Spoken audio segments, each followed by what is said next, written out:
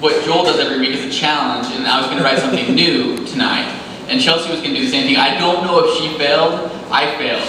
I have something that's really old. I wrote this a number of years ago, like 3 years ago or 2 years ago, something like that. Anyways, not this year. This is called From Outside the Settlement, and it has an epigraph from a poem by Anna Akhmatova. But here, death is already chalking the doors with crosses and calling the ravens, and the ravens are flying in. It's hard to balance the pads of your feet on a railing. He hadn't thought of that until just now, with the sound of water skirting below him. He thought of his people, of belonging, the way smiles are like signposts marking the miles home, but the mileage always reads the same, marked in zeros as big as their eyes. And he thought of the men up north that would soon be circling in preparation, like ravens. Just south, his people would be setting out dinner now. He knew there would be potatoes, carrots, and venison. He knew the children would play games beneath the table, little fingers tracing pictures they found in the patterns of the floor.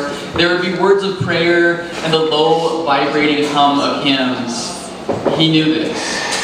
He knew that after the evening sermon, after parents let go of children to hold on to each other beneath blankets stitched in a history of always hoping the future might contain the light their God had promised them, instead of clouds and ash, tar, torn flesh, and shallow, hurried graves, there would be dreams of fields and sky and harvests without retreat.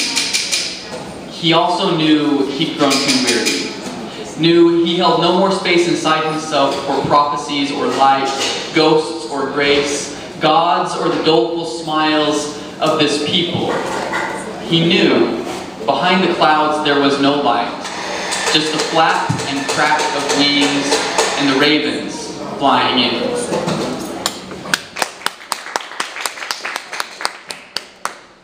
Okay, thank you very much. Next up.